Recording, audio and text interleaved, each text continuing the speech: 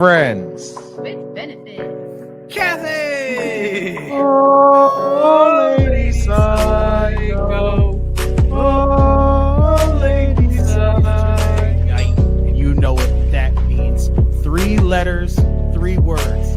NXT, let's fucking go. Oh, what is going on, everybody? Welcome back to this week's episode of the AEW Dynamite Watch Party.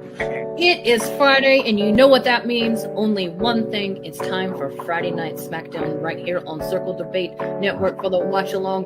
It's Kayla, the Queen of the South. Yo, the GETCHO podcast crew is in the building. That's right, you got your homie Just. Yeah. What is going on, everybody? Welcome back to the latest episode of Game Breaker Sports. She bangs! She bangs! Oh, baby, when she moves, she moves. Yo. He moves, baby, and he bangs.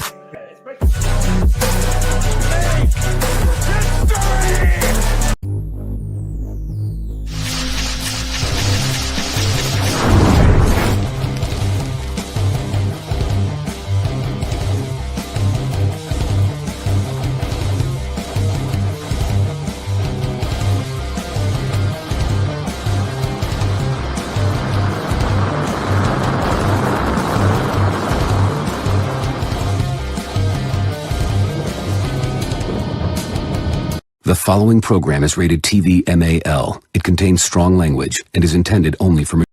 Go fuck yourself! Go fuck yourself.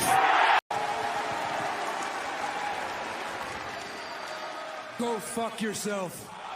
Off is the direction you can. We are fucking back! We're back! Classic! We are back!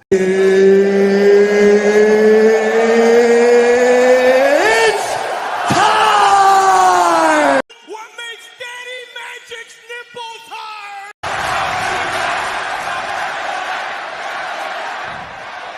Let me talk to you. That's right, folks. Let us fucking talk to you, baby, because we're back, ladies and gentlemen. Oh, man. It's been a while since we took a holiday, we vacation, the attorney in law, and myself. But we're back, folks. Here, the final episode of 2025 of Circle Debate. Thank you so much for everybody tuning in, and welcome again, folks. Welcome to episode 270. It's the best, the worst, and the expectations. That is right. But you already know, ladies and gentlemen, I am not alone as a host, Stevie Swin Ivan C, with my other host, the man that got hosts from the west to the east to internationally. People that are right now internationally, your house over there, Happy New Year's because it's coming from your attorney in law. So Happy New Year's to everybody already that's celebrating because it's the attorney in law, baby. I've got holes in different area codes. Area codes. That's why he is just. He'll represent you, and you'll be lucky. He'll win you 1.2, maybe 3. Oh, he's a fucking Pepsi.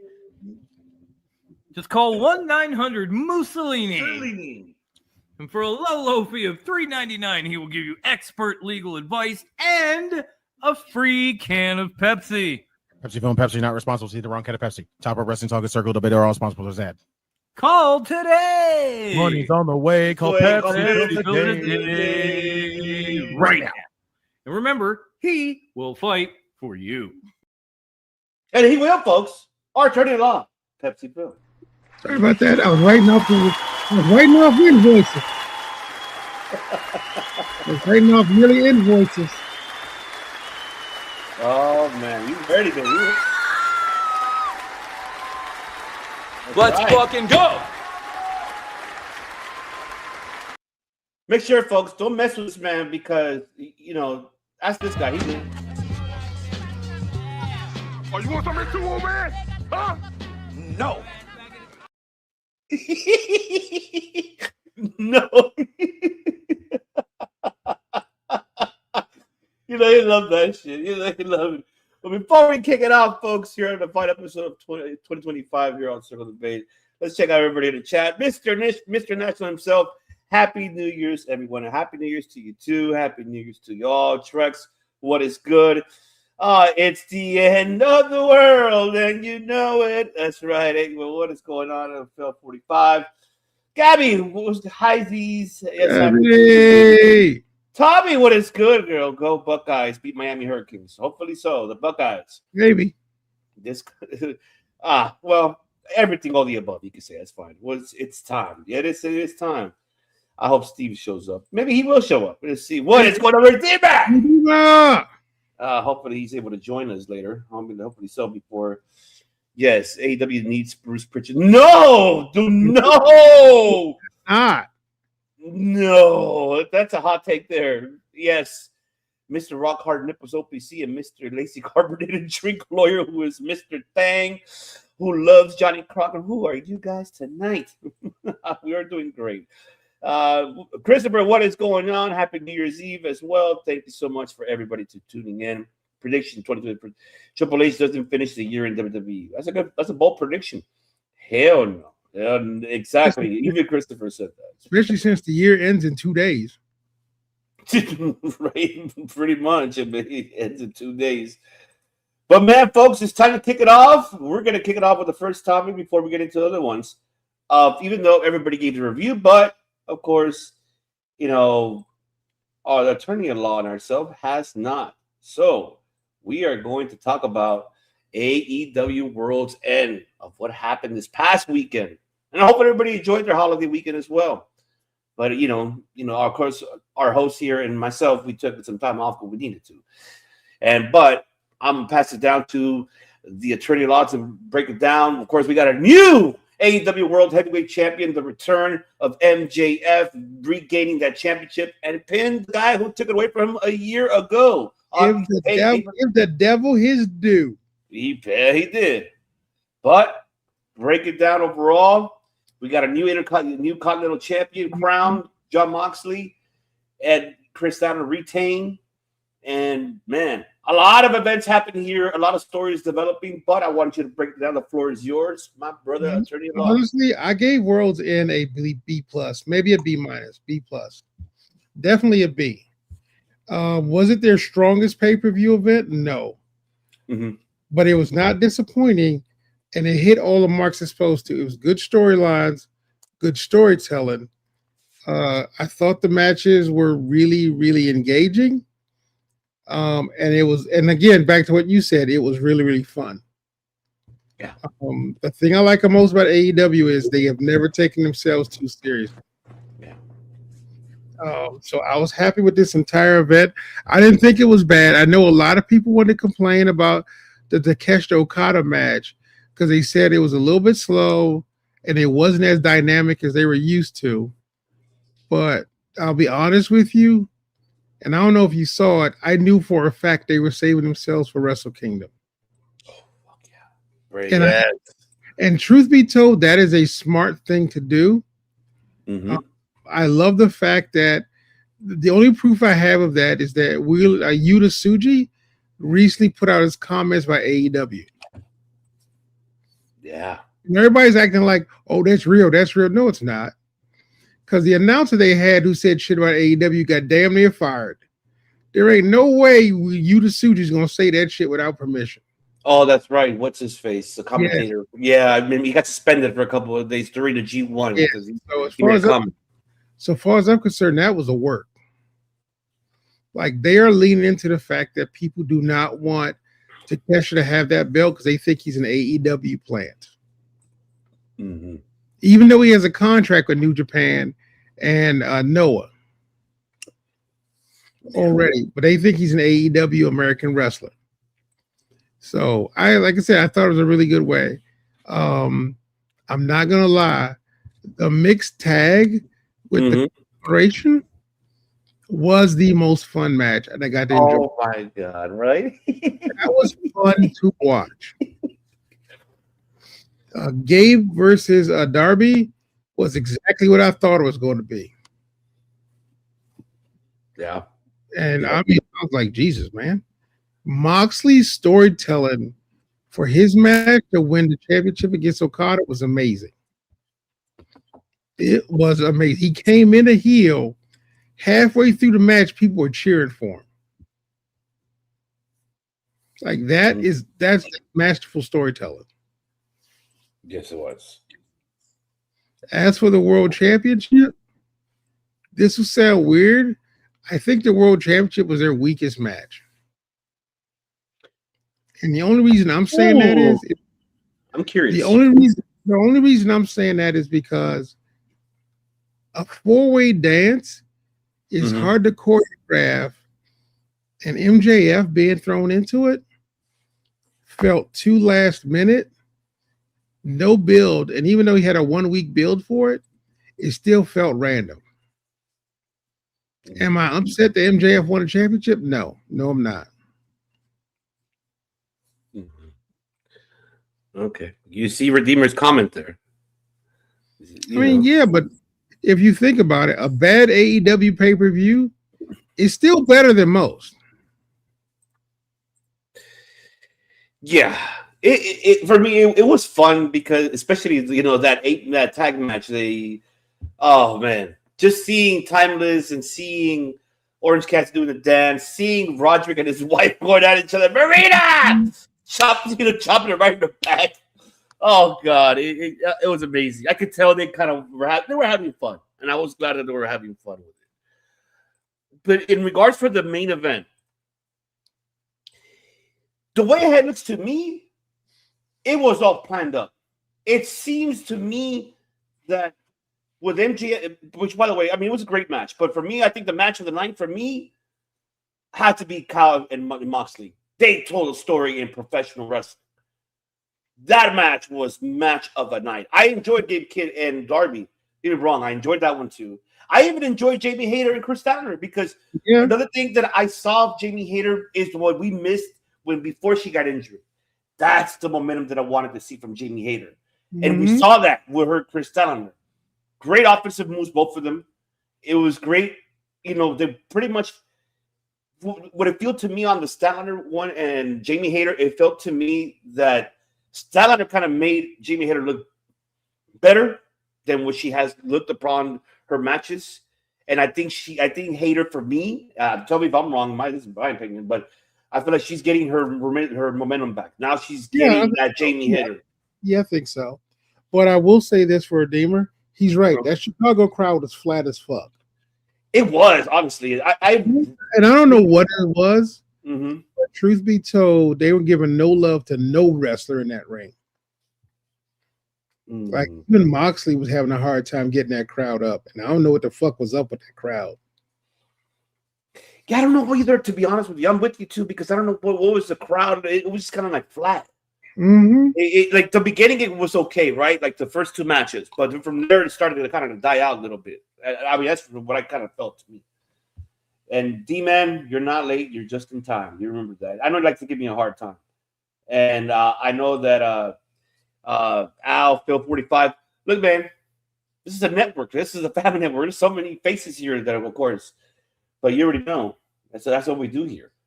And, Redeemer's saying, oh, okay, it's okay. Your contract is okay. But Redeemer's not wrong. It was flat. But I enjoyed the matches overall, though. Like the crowd, I didn't give much attention. I enjoyed the matches, but like I was saying about the Jamie Hayter and Statlander, I like what I saw there. I like the momentum that Hayter is finally getting back. I saw that. Kyle Fletcher and Moxley, that was for me the match of the night. Fuck yeah, that was match of the night. And to top it off, what you forgot to mention, I see something there that is going to happen because I don't know if you saw I'm pretty sure you saw it, but you probably forgot about it. What happened in the beginning of the match of Okada and Konosuke Takeshita? What did Okada get from the turnbuckle? And what was Kyle Fletcher was looking for? Oh, the screwdriver. Yeah. I was like, this is where you cost me my match. I had that planned up. It's going to be tension between. I mean, we've always said Takeshi is going to break away from the Don Callis family. Yep. I think we just saying that. Not only Takeshita, but I think Kyle Fletcher might be breaking away from. Yeah, I absolutely agree with you. I think because I feel both of them are going to go their separate ways. They're going to turn faces eventually. Like first is going to be with Konosuke. Yes, we were talking about it off fair that the IWC was pissed off because we didn't get the match that everybody wanted between Konosuke and Okada. Hey, easy there, Spartacus. Let me take it easy. Tranquilo. You like how Pepsi Phil just said, it's just they're saving it for Wrestle Kingdom and they're saving it for Revolution. We just got a taste of what the psychology of these two's chemistry within each other during that match. And it was amazing. And honestly, you should be happy about that because it proves there will be some type of interaction between them at Wrestle Kingdom. I absolutely agree, 100%. And that's what we're going to get. And that's something that we might see this weekend and see the outcome at the beginning of that story. And then this is where we're going to see Konosuke align himself. I think he's going to go on his own. I don't see him going with the Elite. We talked about it a while back.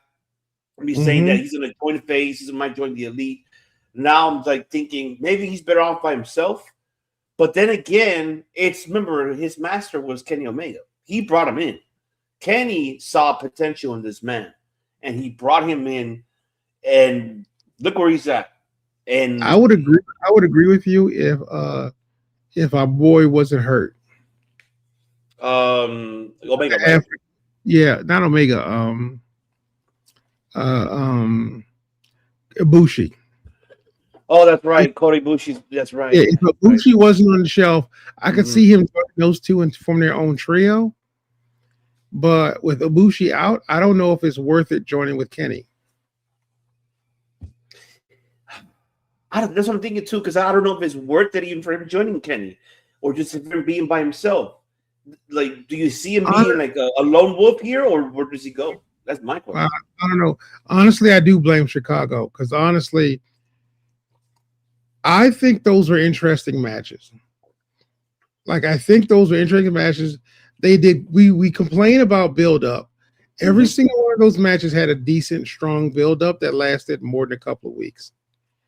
And like, especially the Death Riders, and especially like even like the Mercedes Moné tag match with Athena. And the fact that they weren't interested tells me everything I need to know about the people at that show. That you really just wanted all sparkle and fizz and no real substance behind the story. Because every single one of those stories was the ending and the continuation of a new storyline. And I thought they did a brilliant job of that.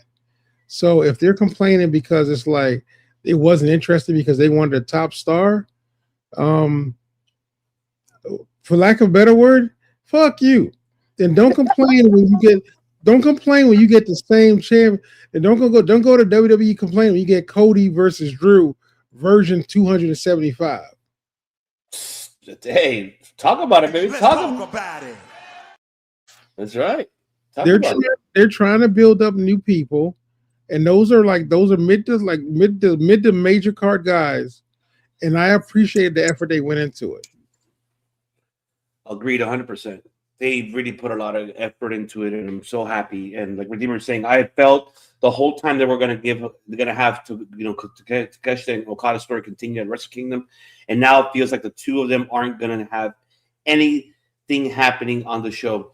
I don't know either, Redeemer. I wish it could, but because of the way how this scenario kind of the way how it ended, like we don't know yet. I'm still like in limbo on this. I don't know if Okada will cost Konosuke the championship at Wrestle Kingdom against Yoshitsuji. I don't know until we see what happens this weekend, and that's something that I don't know. It's a tough one, but I'm liking the fact that at least we're getting the story now, beginning at World's End, the story. Hopefully it ends by Revolution, and this is where we see the face turning of Konosuke, and I feel like this time, it should be maybe a co-main event between Konosuke and Okada at Revolution, or like the third co-main event. So they will put it in an epic storytelling match. So it all depends how. I think I think this is just the foundation, barely the start of it. The determination will occur at Wrestle Kingdom. That's where we have to see where this is going to go and develops. If it develops from there, if Okada interferes in Konosuke's match against Yoshitsuji, then that's how we know that it's going to be, that it's already settled in. And hopefully this is going to be a trilogy or 4. Who knows? But I'm stoked. I love the chemistry, the psychology these two guys brought, even though it wasn't a lot, but I don't care. It was just a taste. It's like, come on, man. It's like you're eating your fucking dish. You gotta understand. It's like you better taste the appetizers. You gotta give it some time when you get the actual course, which will happen at Revolution. I'm still sticking with Revolution. I don't know if you feel the same, Attorney Law. I don't know if you feel like that. Still waiting. Still waiting, right? Yeah, I think they're smart enough to realize that Takeshi's contract situation makes him perfect for a crossover storyline. Because no matter who wins, New Japan wins. Exactly. 100%. Thank you, D-Man. And yes, PBS station from the viewers like you think. Yes, we are PBS, of course. And King Wiggle, what is good, my brother? Let's see. Also, Triple H and Khan have been having court hearings over. Yes, supposedly he was still in control during WrestleMania 39. I read about that. And yes, Suji. I know that's for sure. We'll save that in a bit. We'll get into the preview for Wrestle Kingdom, folks. I think we're getting Okada Takeshi feud to All Out. You think it will last that long? Wow, interesting. That's very interesting facts, though. Like, I should like that. Kayla! Hey, girl! Hey. Let's see. And Redeemer saying if Okada had lost the kind of title to Takeshi, then having Okada cost Takeshi's IWGP title just to have Takeshi cost Okada against Tanahashi would have made sense. It would have, but it would have been too messy. Like, if you're trying to do a clean break from another promotion, it was too fucking messy. Yeah. Like, because like AEW and New Japan Pro Wrestling, especially New Japan Pro Wrestling, is trying to break away from their American connections and just focus on their Japanese work. And bringing the Coastal Championship in would have been too messy. Yeah, it would be. I think they're gonna play it fair. Yeah. Tanahashi's booking it, and I think Tanahashi wants to go out with an actual banger. I don't think he wants to have any type of. I know we'll probably see it in the beginning of the show, but he also wants you to know this is a New Japan show. There you go. Exactly. I was gonna get to that. You nailed it, my brother. You're absolutely right. Let's see. They're going back at it. I don't know about that. I'm staying out of that one. But I mean, other than that, let's see. What are the matches? That was about it for me. So, yeah, it looks like that's pretty much Gabe Kidd. I don't know what's going to be his status. I don't know. All signs point to AEW. It looks like it is. I mean, it looks like his potential will be probably going to AEW, but there's a lot of contracts that are coming up. But then again, the Bullet Club War Dogs also contract expires in a couple of days. Mm-hmm. And they're supposed to go to AEW as well. Is it a best fit? Is it the right idea? I actually don't know. I'm with you on that too, because I don't know what is it that is there room? Is there enough to be a potential for them to grow in the company? Mm-hmm. I mean, besides, seeing where we saw, Kevin Knight, we're seeing him right now. He's growing now, potentially great. Do we see the others? That's the biggest question. I don't know.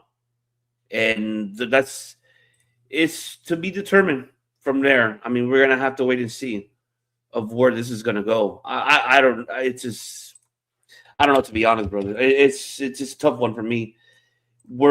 For me, it makes sense not to them to leave. Mm-hmm. Because with Tanahashi now in full control, Gato's no longer in control of the booking. I would rather have if Tanahashi, with Bushido board can sit down with these talents, with Clark Connor, with David Finlay, with Gabe Kidd, and I think Jordan Maloney and sit down with them. Hey, look, this is a deal. This is what we want to do. We want to build the future, but we want you to be part of our future. I personally think they'll stay with New Japan, but they may break up Bullet Club, so they can find their own future within themselves individually. Mm-hmm. I could agree with that. That's something I could agree with it. And then Gabe Kidd will probably join Dust Rider and eventually kick Moxley out. Maybe so. MJF won the belt with no effort, no storyline. Might as well have him refeuded. Well, look. Let me get to that now, Alphas. I'm going to explain to you. This is, and I want to hear our host here as well, his feelings. This is what I'm feeling, though. I'm feeling this whole fucking time, Samoa Joe was just a transitional, and I hate to say that fucking word. He was a transitional fucking champion. Passed it on to MJF. And now guess what? MJF is going to have feuds. You're going to have feuds now with Moxley winning the Continental because, am I wrong on this? The winner gets an actual title shot of the belt, right? That was the whole deal of the tournament, or am I wrong about that? I think so. Well, I don't remember. The Bret Hart Championship, they can do that. Okay, you're right. That's the right. Owen, I mean. The Owen Hart. Yeah, the Owen Hart. Okay, so that's the one that could do. Okay. So MJF still can feud with Hangman and Adam Page because he did not pin Hangman and Adam Page at all.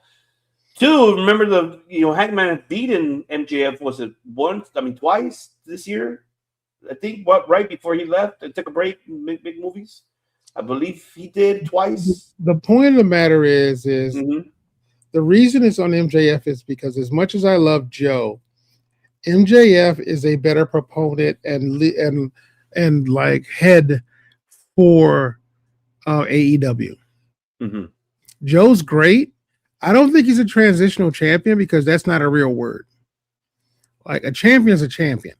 Yeah, I just don't like to use that word, but you know what I mean. Though it's just either way, he's not a transitional champion because truth be told, this was a gift. If you think about it, Joe's retiring at the end of the next year. They gave him one more championship run the same way they gave Dustin a run.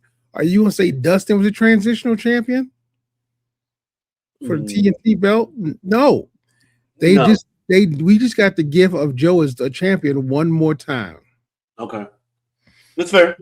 So, and because I truly believe it was always meant to go to MJF. That's what it feels to me, that it was meant for him this whole fucking time. Yeah, like I said, and having Hangman chase him down would be hilarious again. I think it would be, and also Swerve in the picture too, because now you got at least MJF to build something. These pay-per-views coming up the following year, he can do it with all those three individuals individually.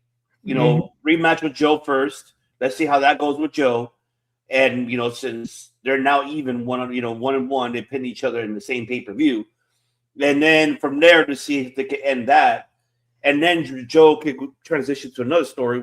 How you mentioned about his retirement tour. I don't know what he's going to do. I don't know by when. That's something they can start off MJF with Samoa Joe. While you have Hangman and Swerve, they're being the chasers to get to MJF. And then from there, because I don't know what's after Revolution. I don't know if it's Double or Nothing. Or I'm not quite. I think it is Double or Nothing after Revolution. I may be wrong. I just got to go back and look at the list again. They can I don't know if they could save us back for Hangman all the way until All Out. I don't know. It's depending how Tony Khan books this story for all those three talents heading in this year, 2026. We'll see. So, I mean, that's something that we're going to have to wait and see. Let's see. Right. Let's see. Let's see. Before we do, let me just get into the chat here very brief. Joe could be champ like 3 months while MJF gets back in the mix. See, King Hueco here saying, MJF, what are you talking about? He had the ring, which automatically gives him a title shot whenever he wants. He cashed it in before he became a champ. Yeah, now Bandito has it. Okay, thank you. So Bandito, there you go. Bandito now has the shot. You're right. Thank you for reminding me, King Hueco, and I appreciate you for that. Because that's where I'm trying to remember what goes in. What's going on, Brian? A428. Chapter 11. I mean, we'll see. Tony Khan is special announcement tonight with the inaugurated Cornerstone Championship. I don't know what championship I will see tonight. Redeemer saying, honestly, glad that Joe lost the title. The hook heel turn still made absolutely no sense. The only reason they turned on the ops because they booked themselves in the corner. I mean, yeah, it's true. See, what does MJF do now? Have him beat Mox, Swerve, Hangman, then lose to Darby? Darby, to me, it seems like he doesn't want the championship. I don't know what it is. It seems I would have booked this man to fucking win this year in Revolution, but he decided not to. So, but it's up to him. I'll be honest. Mm-hmm. I'll be honest. Mm-hmm. I don't think Darby needs a championship. Well, that's what he said. So, I mean, I guess. I mean, I have to respect his decision. No, what I'm saying is that he is so over, he doesn't need a belt. Okay, I see what you mean. Like, literally, he walks into a room, the stadium explodes, except Chicago. But the truth of the matter is that what does he gain with a championship that he doesn't already have now? Yeah, that's true. So giving him a belt is a waste of time. Like, they just see him in matches and he automatically gets the love he needs. It's true. I agree to disagree. It's just, I'm not saying that he needs a belt to do, like, to have him at least have one run with it, at least. Because, like I said this before, remember we were talking about, like, because he has that character, that the one that gives a person hopes to the fans. And then, like, oh, man, I did all this and accomplished a lot of things in life. He thanked Tony Khan for giving him a contract. He's able to take his family out, traveling the world, doing what he needs to do. But winning the big one, it's like, I get it that that's still not what he wants. But what about the story turns they tell him if the champion approaches him? Here, you want this? You want this? And he says, nah, come on, are you want it? Keep pushing him to the point that it will go to a level that will hit his personal life for him to say, fuck this. You know what? I'm taking that fucking belt from you. At least something from it. If I get what you're saying. I'm not saying I'm not saying you're wrong. It's just, I feel he needs at least one reign, at least, to prove a point that, and to the fans, not to us IWC. I'm being really more to the fans. Really, really to the fans that are in attendance and people that actually sit down and be like, oh my God, I love this guy and idolize this guy. For him to say, look, if I can do this, you can do it. It's just, that's what I feel. I mean, but this is my opinion. I'm based on fan base. You know, I'm not going based on our analytical, type of style. Like, I'm going more based on the fan base. So I don't know if you feel the same, but that's what I feel. Okay, so let me just get to the chat here. Joe did a hell of a job making the AEW belt looking prestige and made the belt become must-have title before. Better job than Punk has done. You're not wrong about that. Yes. It is, of course. It's the NOTRIOUS. Know that he is the greatest world prediction mark champion of all time. That's right. That's right. Let's see. Ospreay getting the title shot next. Hopefully so. If he's ready by then, What is up, Clay Lewis 6137? What's up? Happy Wednesday, Happy New Year's to you too as well. Appreciate you for tuning in. And yes, Happy New Year's to everybody. And Bandito got to take his time with Brody King. You mean probably a heel turn? Okay. All right. Let's see. Darby is the next Rey Mysterio of AEW. That's the most famous.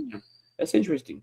If you want a champion that holding the title before it gets thrown to a younger talent, that's CM Punk WWE career, which is just sad to see him go down that road. Okay. Interesting. And we all know that the title was going to Darby, but he chose to climb Mount Everest, which put everything in a mess. In the end, Darby more than likely finally gets the title by finally beating MJF. That's the point. I feel like it's going to get to that direction. That's fine. Let's see. Alex, what is good? And this coming from a point of view from a former wrestler as yourself. Yeah. Of course. You tell me. You tell me, Alex. See, just smile and wave. That's right, D-Man. Smile and wave. All right. Now, folks, it's time to get into What the title of this show episode? It's the best, worst, and expectations. But we're going to start with this year. Overall, in professional wrestling of 2025, Bobby Pepsi Phil, what was your best, worst moments in overall professional wrestling? You can start however you want to start. You want to start with the best, the worst, the best. The floor is yours, my brother. The best moment that everybody sleeps on is Naomi's heel turn run. Oh my God, you're people underestimated that. Everyone's worried about the women's division because like Jade wasn't the champion, and like Bianca's out for a while, and Charlotte, nobody wanted Charlotte to have the belt. So, and Liv was out for because she was hurt. When Naomi took that belt and like raised the level, like she raised the conversation about women's championship at WWE, and then like those backstage segments, and she really made that belt hers. That's probably one of the best heel turns and best villain arcs I have ever seen. I'm so with you 100% on that. You're not wrong. Mm-hmm. You're not wrong. Because like I said, congratulations to her and of course, Jimmy. Bad timing, Jimmy. You could have fucking waited. Just give her this could have been her year holding that belt till the next following mm-hmm. But man, I know you were playing that song, bumping on, little bump and grind. I get it, but fuck, this could have been her moment. But congratulations, though, of having your kids. I'm not hating, but you're right, though. You're right. If I had to pick the worst, it still is Cena's heel run. Like, I still don't know what the fuck The Rock and Travis Scott were doing in the ring, too. I have no fucking idea. That was the worst of all time. Yeah, so best, worst?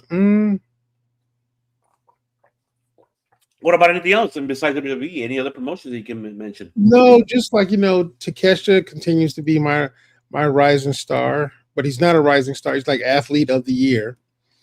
Saya Kamatari is still working her way up to the top.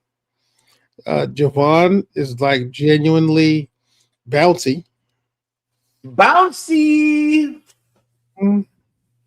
Yeah, 2025 was good, but the thing about 2025 this year is it had storylines and storytelling that were great. Mm-hmm. So you got Javon Everett, you got Obafemi. For the most part, they didn't really do much for me other than the individual efforts of everybody. Like the individual talents and pursuits of those guys, of the kids, like learning how to do it, is what made 2025 for me. Like I said, Naomi becoming a villain arc, Takeshita and his rise to the top. So Brodito becoming tag team champions and that kind of thing. I can say, man, that was a good run between Brodito. I actually enjoyed it. I love that Brodito and Burger King. I feel like that kind of helped Burger King himself because he was kind of lost. When he's out, Julia doing her own thing, so it was like he was kind of lost. And for him to turn face, and for him to team Bandito, I actually love that. And hey, Macarena, so you can't go wrong with that. I actually enjoyed it. I actually did.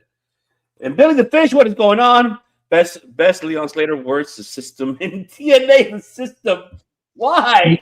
Why the system?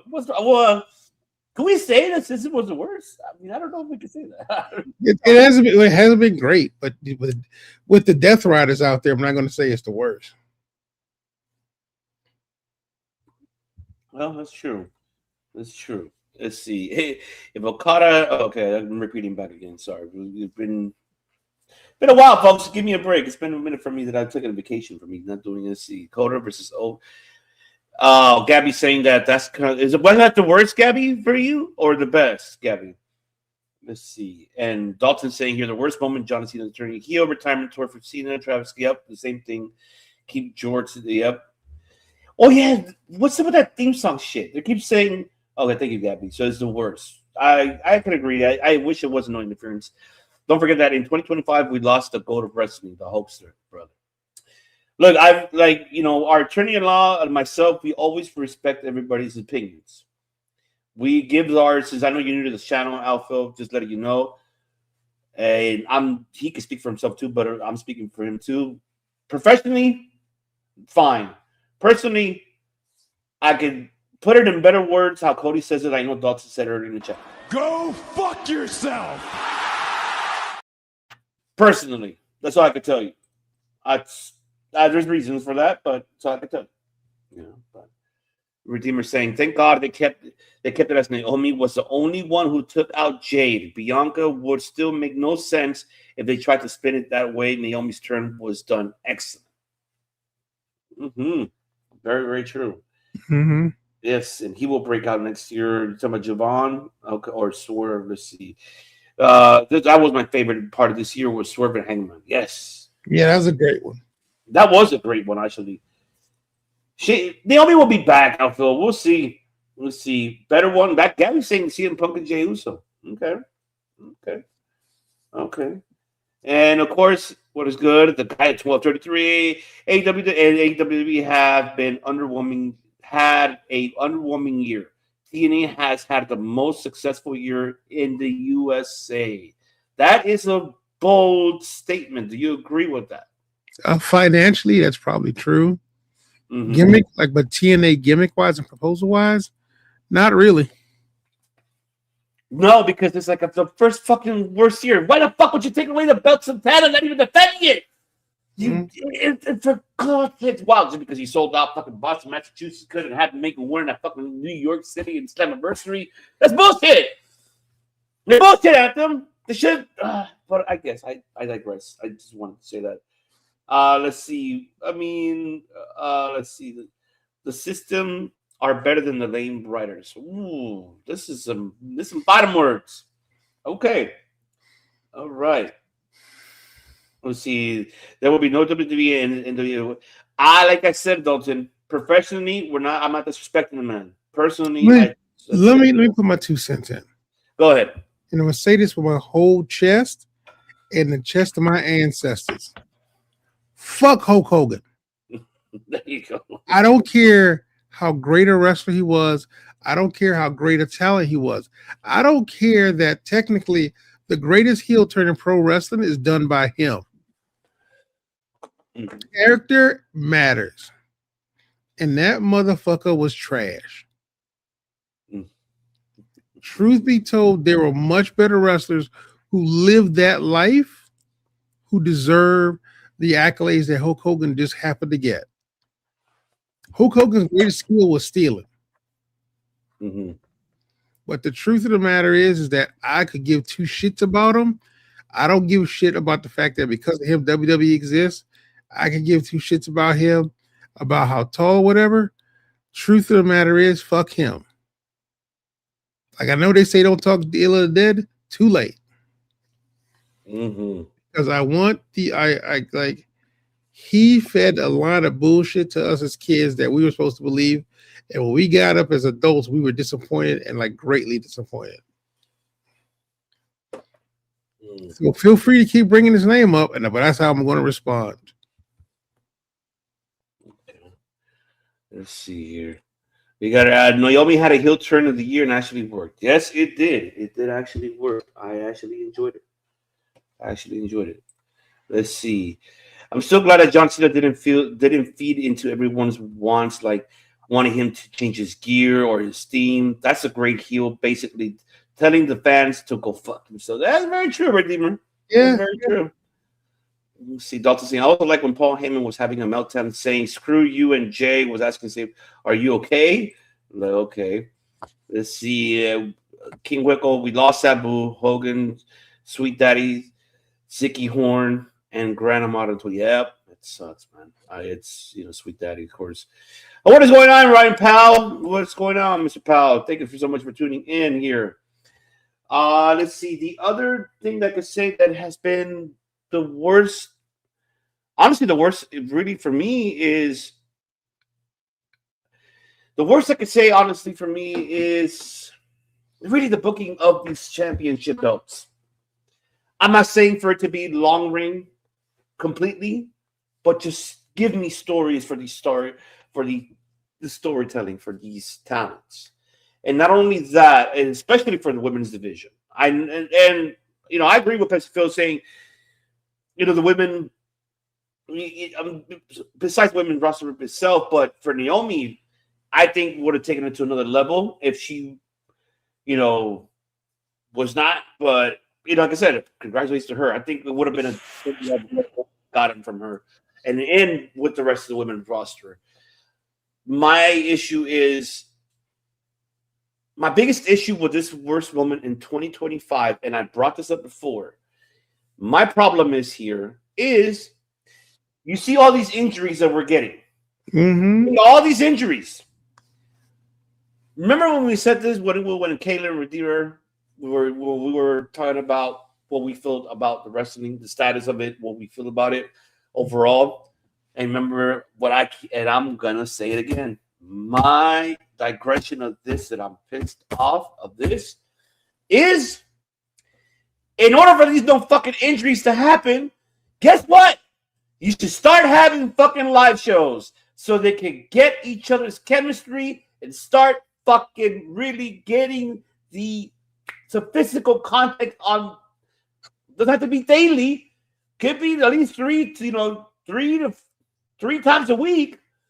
One of them on Raw or SmackDown, the rest two have them on live shows event, so they can get used to their opponents and get used to the body, to get used to getting in the ring consistently. This is what happens when you don't fucking put them in the ring a lot. Yes, you're doing international fucking tour. I get that, but hello, ding dong. Hate to bust a Bailey here, but what about here? What about consistent using your fucking talents so they don't get hurt? That is the major problem. When you do not use your talent consistently, even on a live show, and you see with the injuries what we've gotten by this year, unexpected injuries because of less timing in the ring and not more timing in the ring. Meaning, but I'm not even talking about television. I'm speaking about overall. Besides on television, outside of television, live events, get to used to, or go to TNA and do something. We don't get that. And it sucks because we're getting a lot of these stars that are getting the momentum heading into 2026 and they get injured. Like Dominic Mysterio got injured on a AAA event. And it's unfortunate. But I can say one thing I can defend on Dominic. At least he has been consistent because he's been fighting on Raw, been fighting in AAA. So I'll give him that credit. At least I'll give him that credit. But the rest of the talent is where it's an issue, it's a concern. It's where it lacklusters.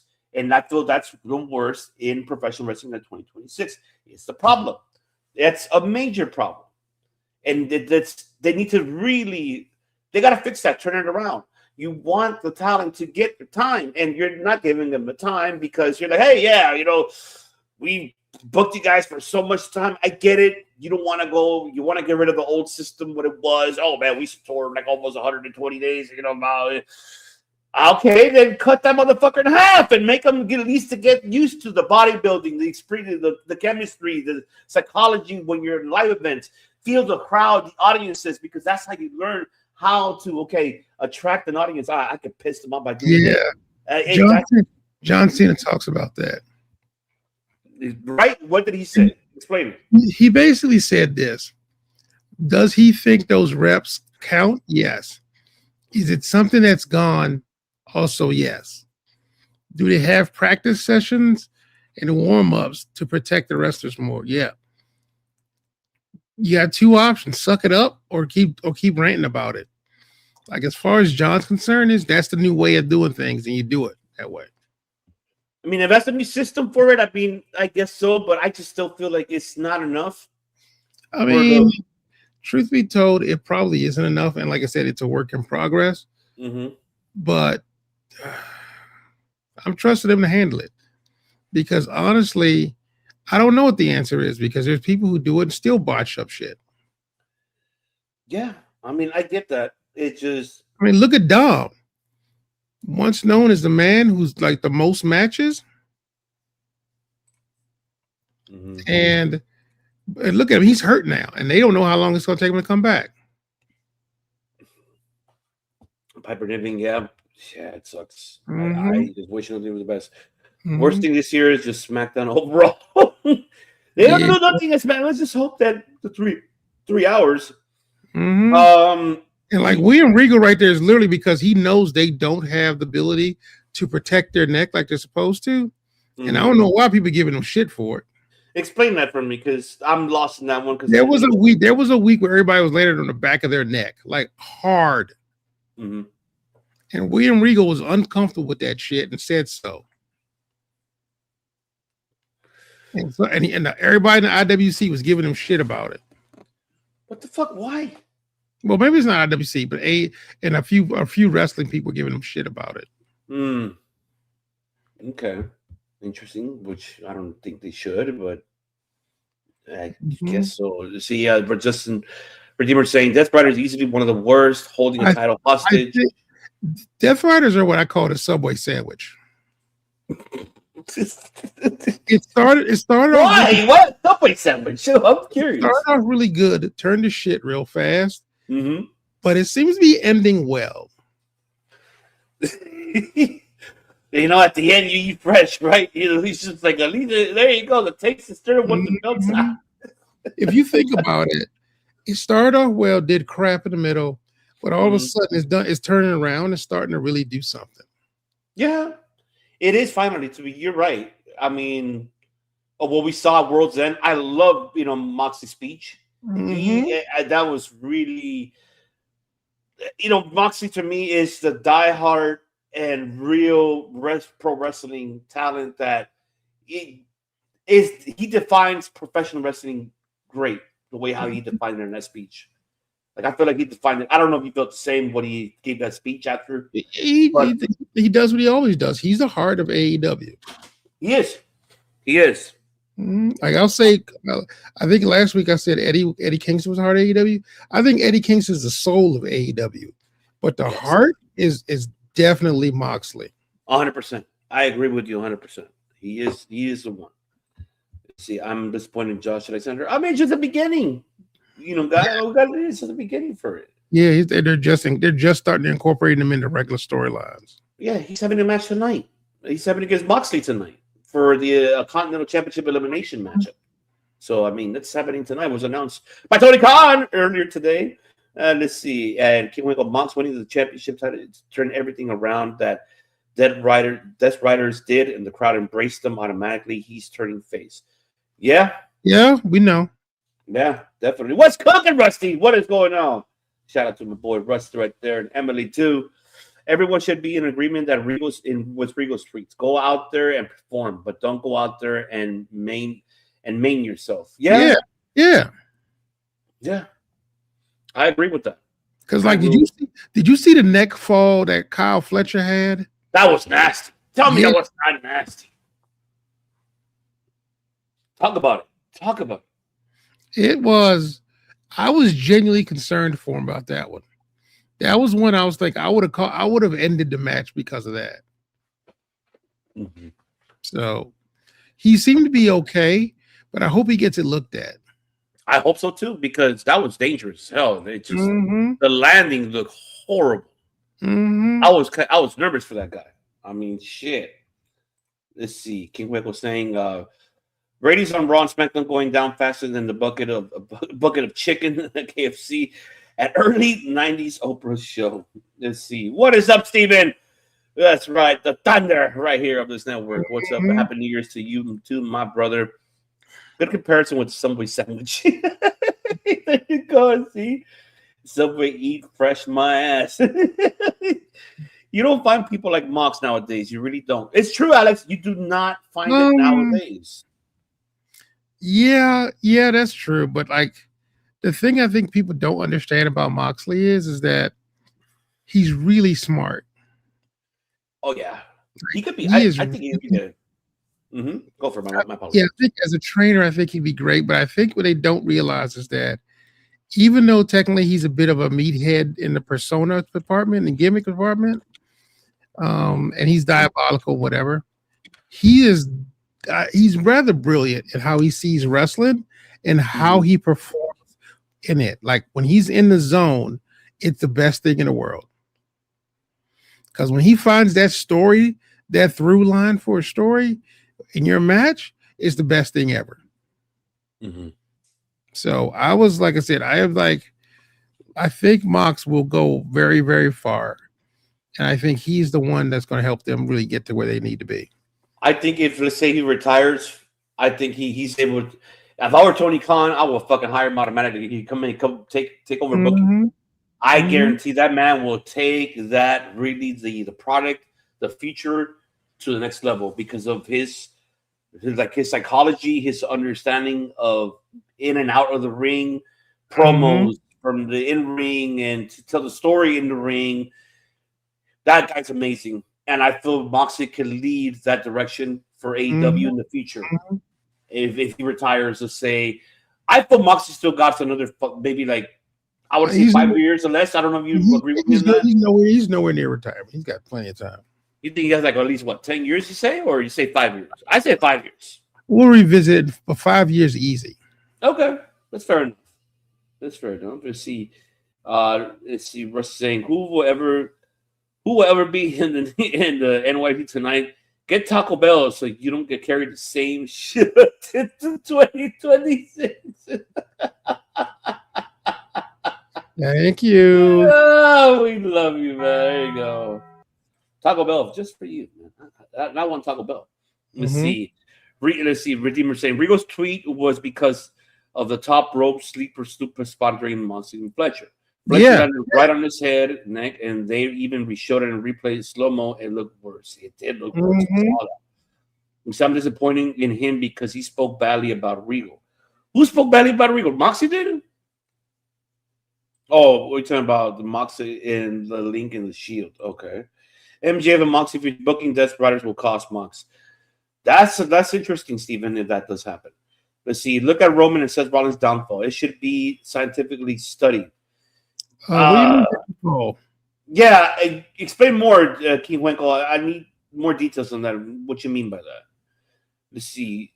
When even Kenny Omega is out there agreeing with Regal, there should be no reason for all the tribalism and people going at it. I agree 100%. There should be no reason for it.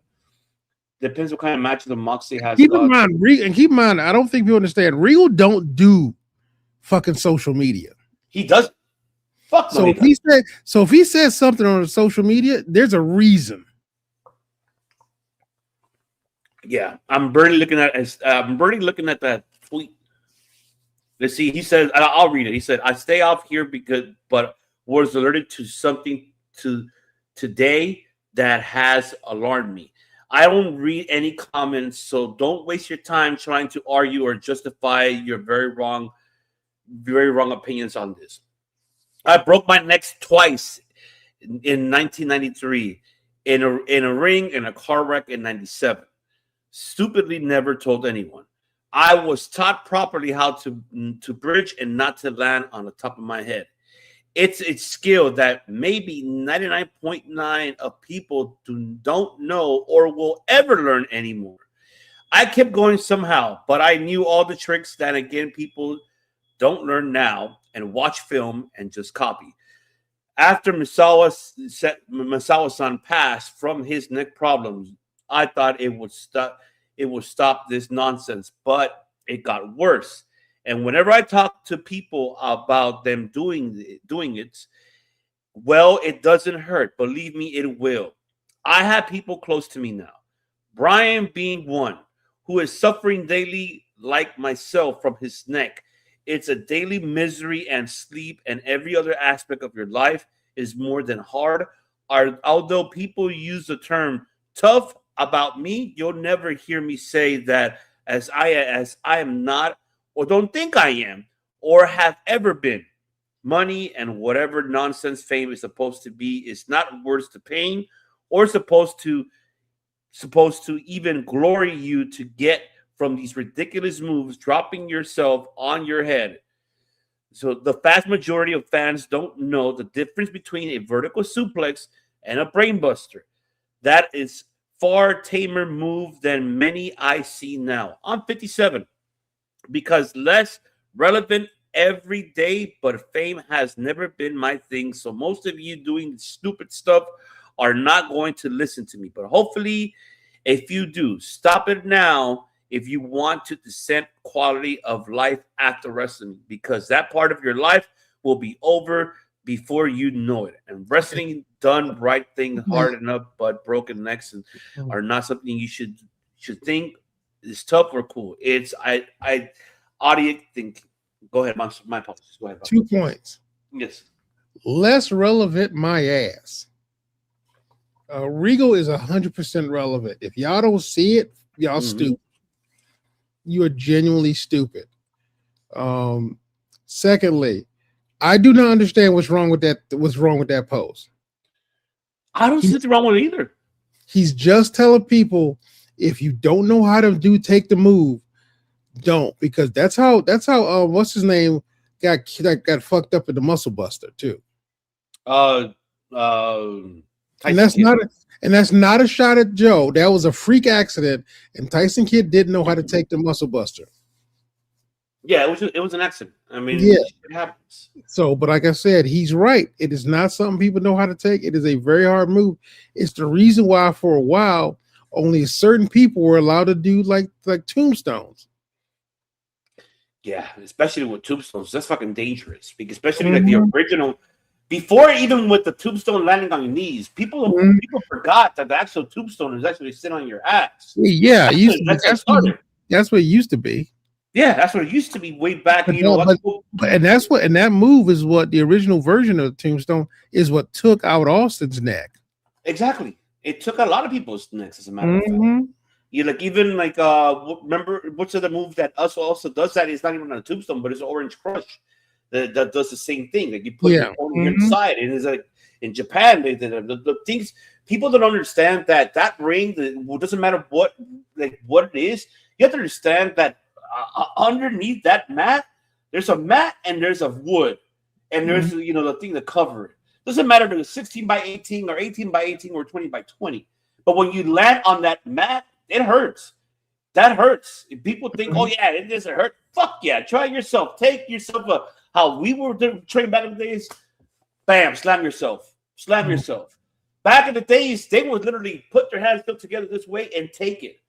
Now it's like, okay, throughout the years it grew to be like now land on your hands, because when the impact, when you put your hands landing into it, you're able to take it, and it causes less damage to your back, because that slam, the body slam, could really fuck up your back and your neck. We've seen people try to do, I can do a body slam. No, you cannot. You have to learn how to take a body slam. A simple move is not easy to do what people think it is. No, it's not. It's not. You have to learn how you're here mentally for your body to understand where to boom.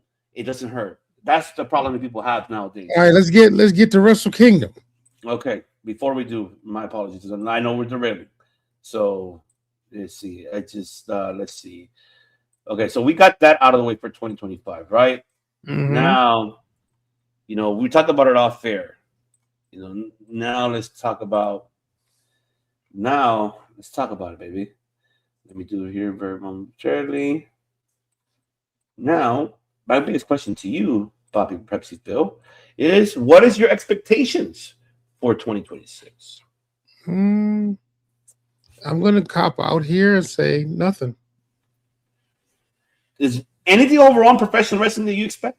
No, I want to see what they give me in 2026. Because this is the one time you can say the landscape has changed. Yes. You can think about it this way. WWE and TKO are no longer in the honeymoon period. Hell TNA, no, it's gone. Yeah, TNA has a TV deal. AEW is like they're coming forward with a lot more TV stuff, and ROH is starting to look real prominent now. New Japan has a new landscape that they're building up. CMLL and AAA are cut to start on to come up already on their own. So honestly, I don't really have any expectations. I just want to see what they bring to the table now.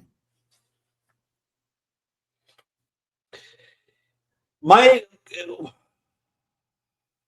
expectations, I'm with you 100%. To add on what you're saying is, for me, is where are we going to get from Rumble season, Mania season. We're already seeing what we're getting. I'm starting with WWE because we're seeing what we're getting there. You know, with the whole Braun Breaker promo, what he did on Brawl with Punk, promo of the fucking night.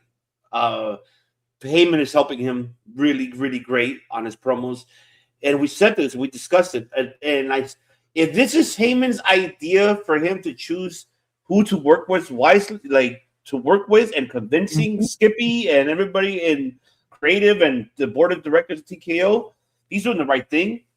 It's us as fans don't see it because, you know, we're fans. I get it. But we're going to see something here that tell me if I'm wrong. The motherfucker sold me when he said, there ain't nobody in a motherfucking back that can do what the fuck I'm doing that is going to be here to challenge you and take that fucking belt away from you. Typical promo, but he sold it. Yeah. He fucking sold it. He got me. I'm like, he is not wrong, though. He's not wrong. Yeah. So I want to see what they do with that.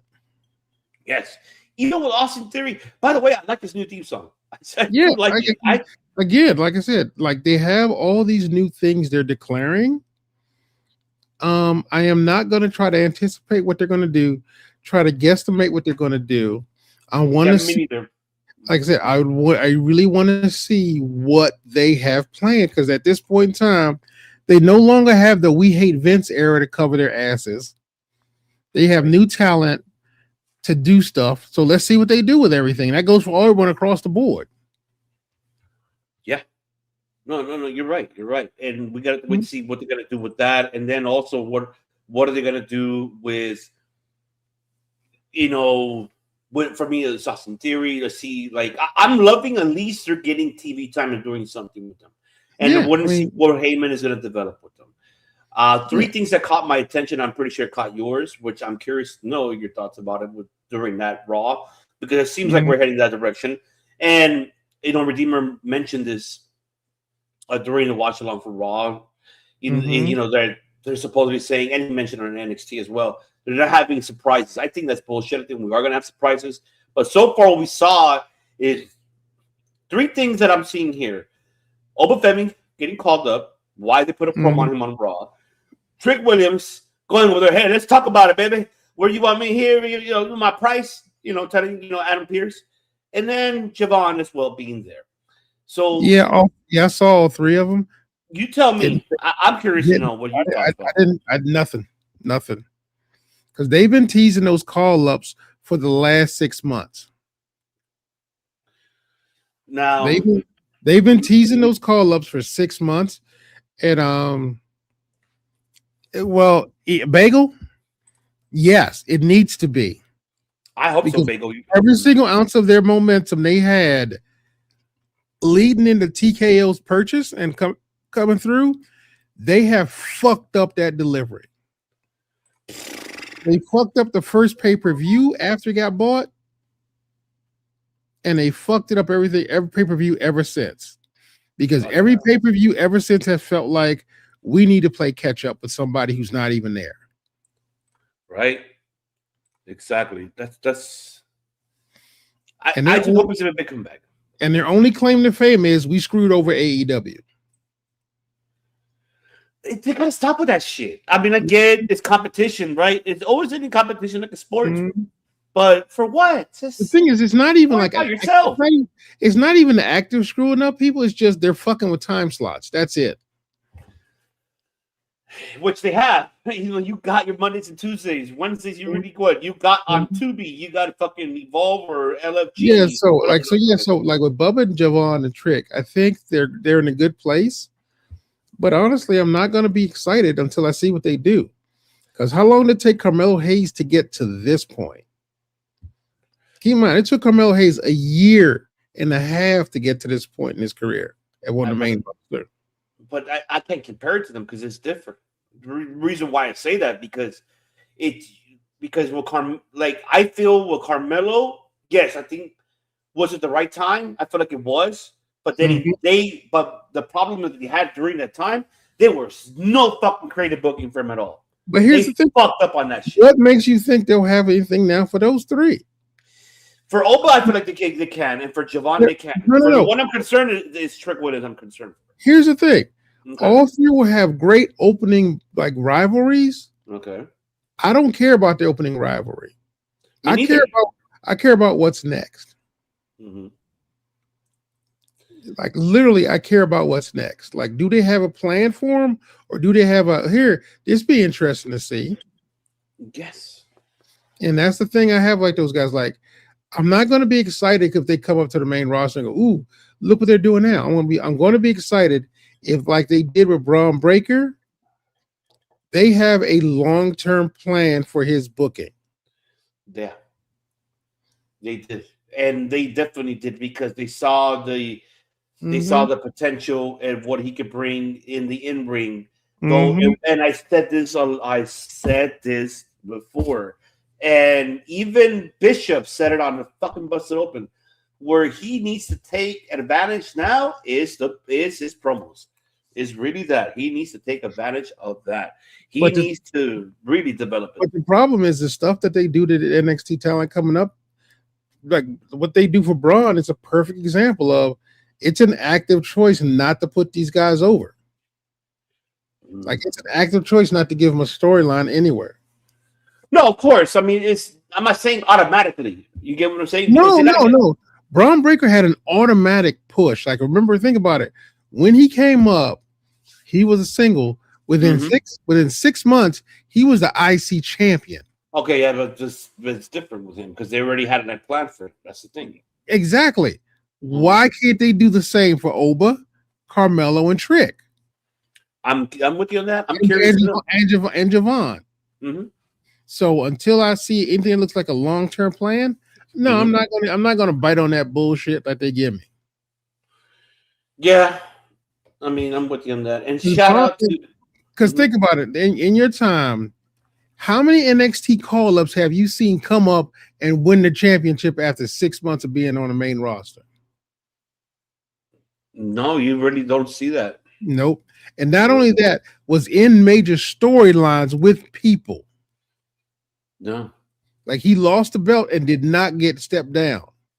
He ended up having he had a Tyson run, had a really good run with Sami Zayn back there. Mm-hmm. And then he had basically had a few other runarounds, but then joined Division. Okay. Think about it. That's less than 2 years. He's like his main roster run has been great. Agreed. Now, before I even respond to you very, very briefly, I want to say shout out to, of course, La Madrina. Nessa, what is good? Appreciate you very much, Mommy. Thank you so much. And feliz año nuevo. And ojalá que se la pases bien con la familia, que estés bien. And shout out, of course, to Nessa, folks. Make sure you follow Sports For You Wrestling, Sports For You Podcast. You follow the Culture Network. Shout out to our girl, La Maria. Hopefully we'll have her soon here on the flagship show because I would love to have her on here and, talk to us. And shout out to Jude, 3300 as well. What's happening here to you too, likewise. And hopefully you're enjoying yourself with the family as well.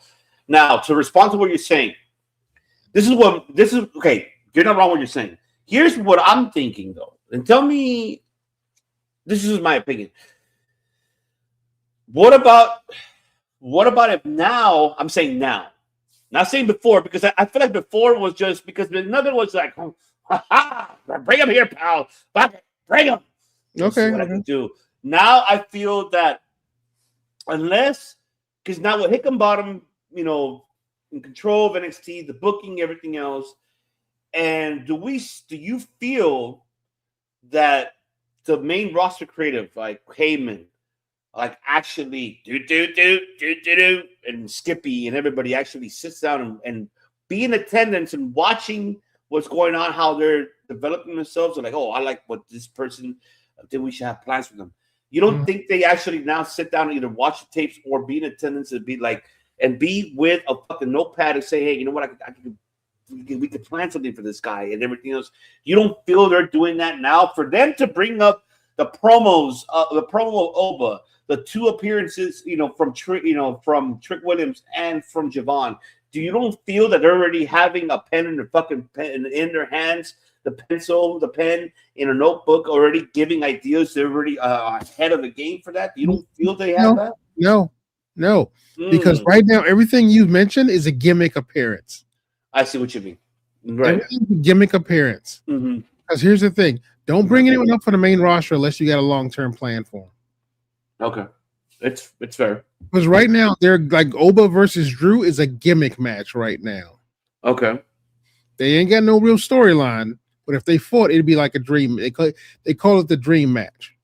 Why is it a dream match? Because two big dudes want to slap the shit out of each other? Yeah, I've seen it done.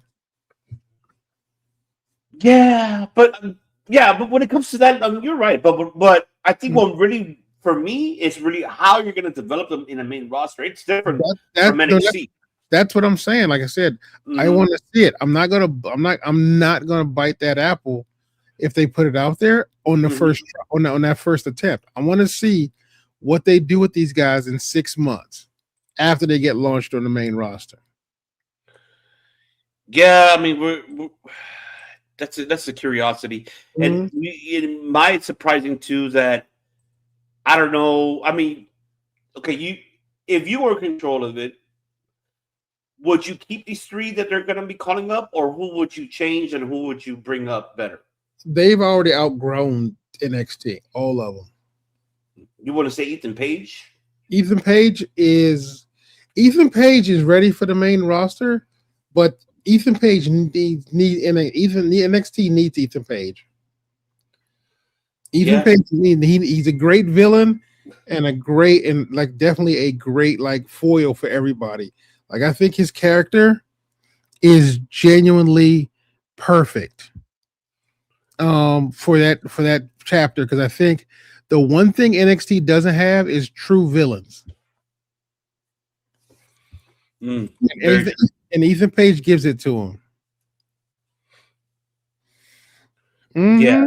I mean, yeah. Look, I agree with you guys. It's one of your guys' thought. Even Brandon's agreeing with you. Shout out to Brandon, of course. Appreciate it. And he's saying the same thing. Melo actually feels getting back on the track after which congratulations to Melo, man. That was a great banger match between him and. I liked how Eli really Dragon out put him over after the match, put the belt around his waist. He deserves it, man. I'm so happy. The thing is, that's Melo from his last year at NXT. That's Melo from his last year at NXT. That's right. Because remember, they had their feud right for the NXT championship. I remember that. Melo should have been the Melo we've seen, and that speed bullshit should never have happened. Like, fuck that brother shit up, man. Like a best of 5 speed tournament has never pissed me off more than that shit right there. I was like, what the fuck is that? I fucking hate that shit too. Like goddamn matches can only be about 2 minutes and a half. Yeah. He came on saying, yep, agreed. NXT stars need more power, and a half of them are not going up the end of the main roster, especially with big mess after the Rock incident and the big flop of Cena's heel turn. All right. No, man, I retired, man. I'm not. Oh, you want something too, old man? Huh? No. Exactly. No, because I don't want it. Because no. Oh yes. What did he say? Yes. Sorry. What other we got? Other expectations? Yes. Any other expectations? Yeah, I think right now I don't have any individual expectations. I have promotion. I have expectations of promotion to see what they do next. The one who I really the one that I do is New Japan. Yeah. That's the one I am excited for, because now I know Tanahashi. We talked about it off air, and I know we said it earlier about what you mentioned that Yoda Tsuji said, "Oh, you stopped working on AEW," and yeah, I know it's a gimmick, but I still feel like it's not a gimmick at the same time for Tanahashi, because he's more focused. You're right. Yeah, I think that's exactly it, and you're right. I'm sorry, man. I didn't mean to interrupt. My bad. No, you're good, Bobby. You're good. So here's the thing: Tanahashi's on a low key mission to bring New Japan back to when it was Bullet Club, but Finn Balor's Bullet Club era of New Japan, like that era where like they had the three amigos, and like they would literally just like you couldn't like a Tanahashi Naito match was happening every Saturday. So that was the time that they're looking for to go back to. They're focusing on that, and like I said, they recognize now that they have real talents, and not to say they didn't think that before, but they realize now that they are a target. They are legitimately a target for Western promotions to steal their talent. Because the way New Japan works contract-wise is they don't give you like long-term contracts like 4 or 5 years. Theoretically speaking, they give you contracts for like this storyline and then extend it to like this however many long. Sometimes they do last a couple of years, but they're not like what you'd call exclusive contracts. They're like you just have a contract to work with in New Japan Pro Wrestling and do these dates.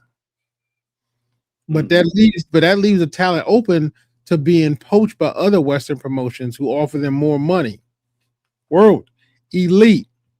But Tanahashi's like in this bag where he's like, we're doing Japanese wrestling for Japanese. And it's not and it's not a bad thing, but he wants like New Japan's power to be centralized and not to be spread out everywhere and like have the same problem when remember that period when all of their great talent went away and everybody's like, what the fuck they gonna do? Like Osprey, Hangman, Page, Adam Cole, like all those guys left. And they were left in the lurch. Like he does not want that to ever happen again. I 100% will agree with you. Oh, hail to the king, OGK, because he is so blessed. But yes, shout out to OGK. He will be here for Wrestle Kingdom. But outside of New Japan Pro Wrestling, he's also quietly talking to the other Japanese promotions to really solidify themselves and lock themselves in. That's what they need to do. Like no one needs to do that more. DDT needs to do that more. Dragon Gate gets stardom as well. Teach Joshi Tokyo Pro. They got to every promotion in Japan has to go to that level because you're right. You're 100% right, and that's what he's trying to revive is exactly what you're saying is where the foundation began. How did it begin the attraction for other stars? Other promotions, just to come and say, "Hey, I want to get that person." They need to revive that, and I feel that Tanahashi has done that by far. But I think it's just the beginning. What we're going to get from him after Wrestle Kingdom. I think so. I think. I'm sorry. Go ahead. My apologies.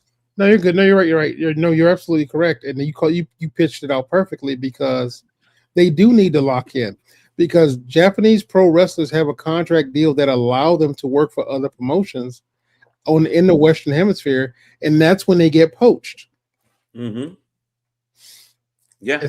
So. And like I said, their talent they are losing is not so much talent, but they're losing storyline potential. Yeah.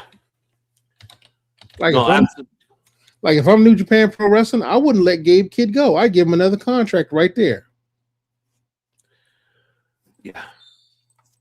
It's just a matter of time, and it's just we're gonna have to wait to see how to do it and see. Yeah, remember Gabe Kidd's a homegrown kid too. Yep. Do you agree with what Bakley's saying there, OGK? Yeah, I think so. I think that's what he does, but I think he wants them to feel like they're his. Like when he says being used, like they're his, or at least, or feel like they belong in New Japan Pro Wrestling, the way they feel like in AEW or ROH. Or Ring of Honor, not Ring of Honor, but House of Glory. Yeah, so I think so too, and I think, like I said, Tanahashi's the best one for it because his X-ring work and it gives him a better insight into the people. And I keep telling people this, no one wants to hear me say it. Say it.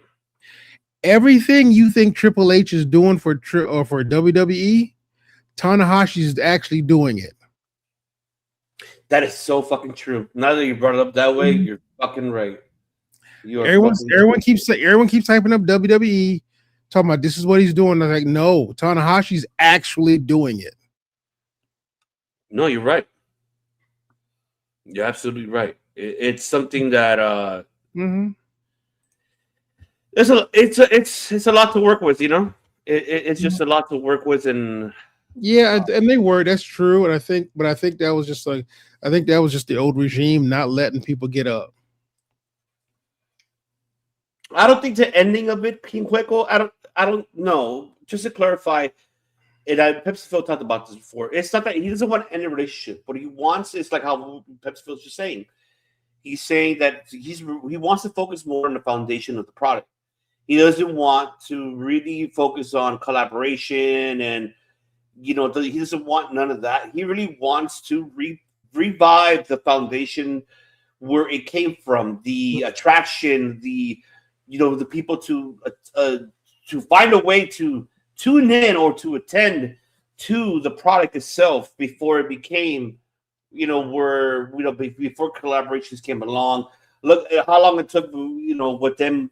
The first collaboration, I think, and I'm just going, not the one way back in the past, with all, AEW, I'm not even talking about that. I'm talking about even here in North America, like with Ring of Honor.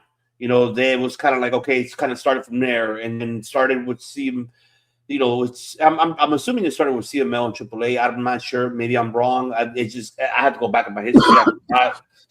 But at least them kind of attraction that way, collaboration, seeing that it was something that at the time before Bushido Bird took over was something that we kind of wanted. Anoki kind of wanted and more put it out there.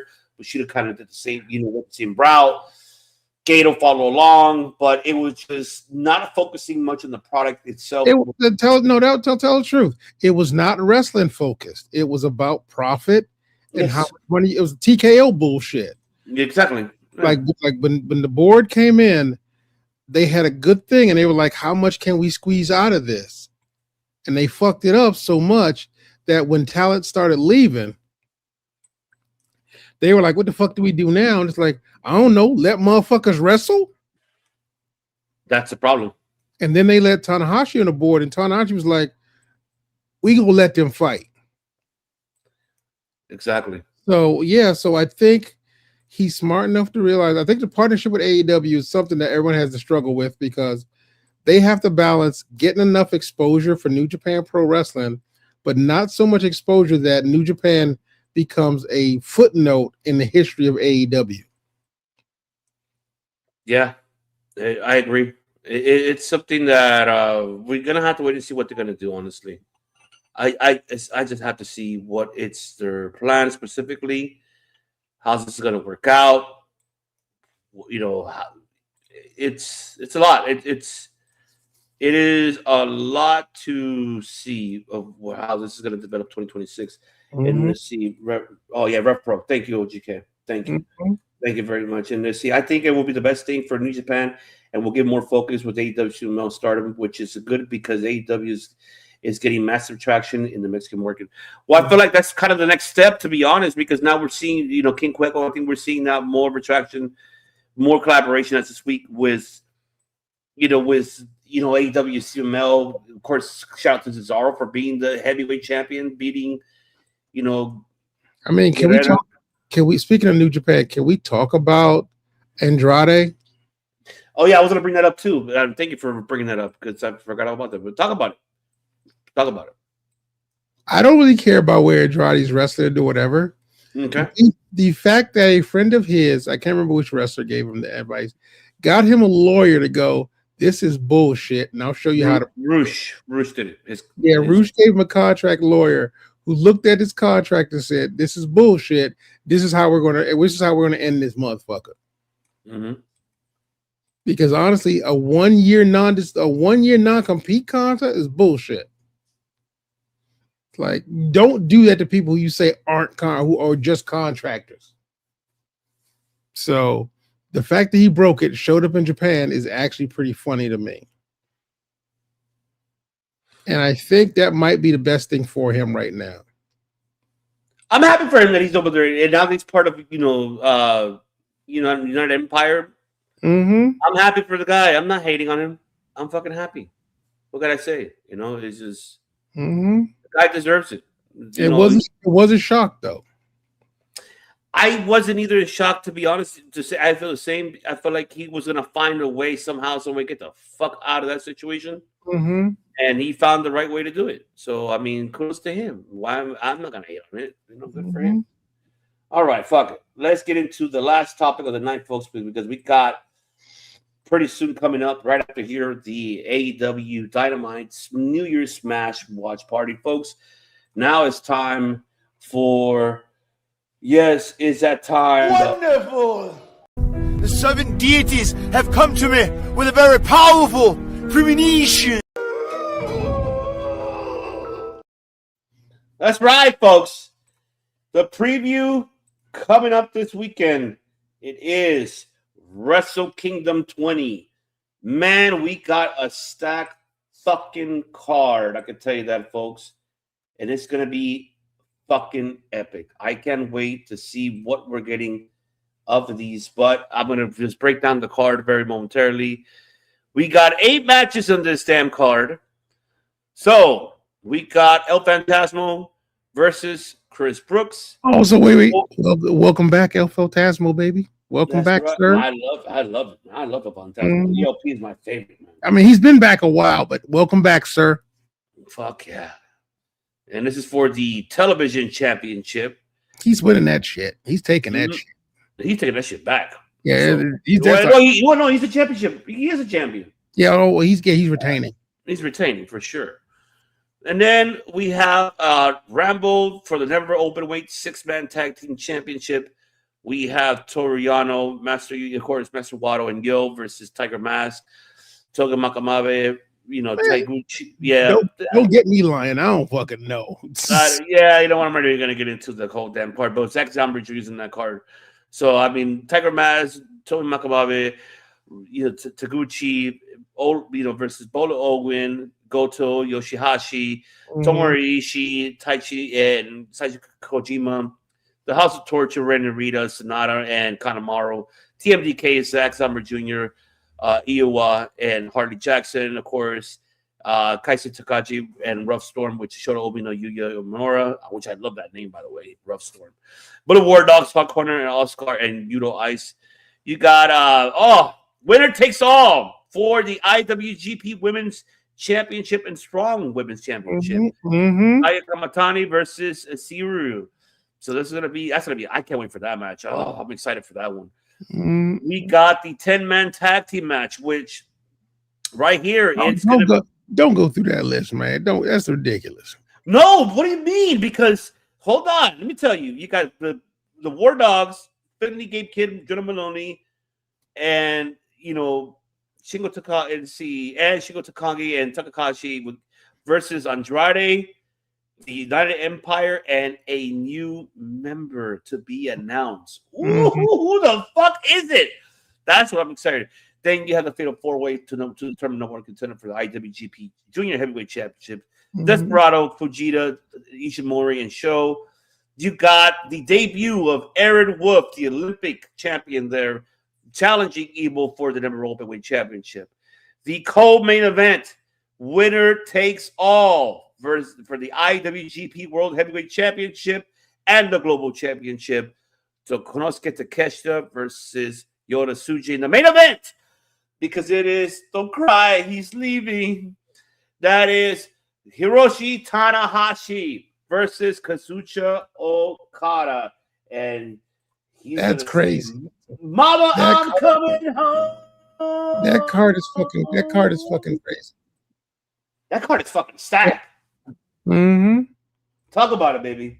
I'm not even. That was it. What are you excited? That was it. It's crazy. Like I'm not picking any winners in this one. I think the only one I want to touch on, dude. Right now, the only one that's even remotely is the Evil match, and that one I think. And I think Aaron Wolf would take that one. Oh, me too. What Yeah, do you got in the women, though? What do you got in the women? Oh, I ain't even touching that one. Nope. Because I love both of those women. I can't choose. You better ask me which limb would I rather cut off. But I mean, I like I said, I love Saya Kamatani, but here, like literally, if you want to talk about somebody who got the dog in her, watching her go, that's in there. Like she got the dog in her, and I'm watching her matches and going, "Ooh, Lord, that's unhelpful. That's not what you need in your life." And then Takeshita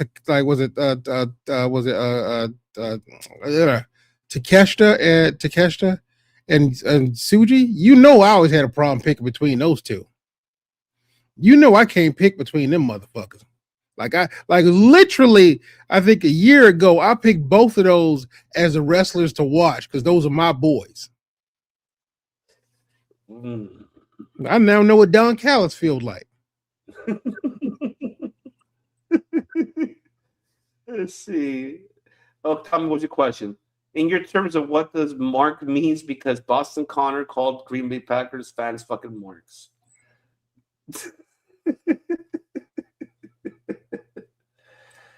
Yep, let's see. Good card. Yes, the Wrestle Kingdom card also looks solid. I can't wait to see it.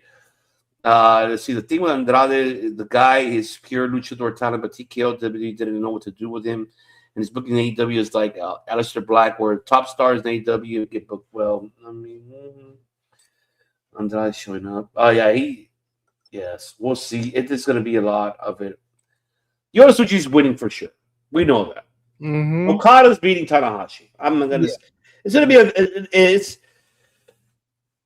it's gonna be a great storytelling and an emotional moment because Tanahashi was the one that passed the torch to Okada. Mm-hmm.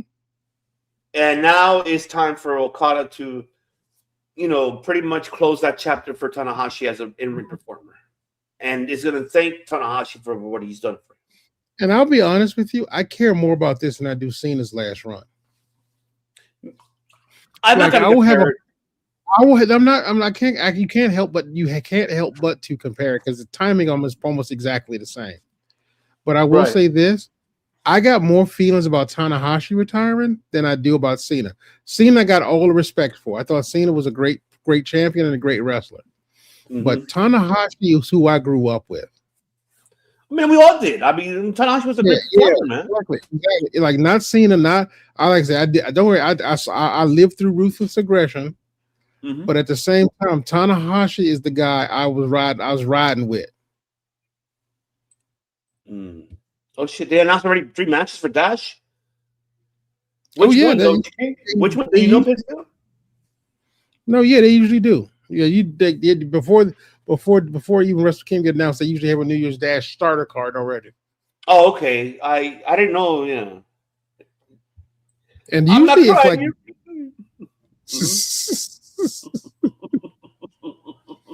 Like I said, I know no one's to play, but you can't help it. But I think the thing with Tanahashi is that he went around the world to be great. John Cena just had one place to go. Like they took him on tour. Mm-hmm. Tanahashi did a world tour and took over the world. Think about it. It wasn't him just going like New Japan sent me here. It was my contract is taking a break.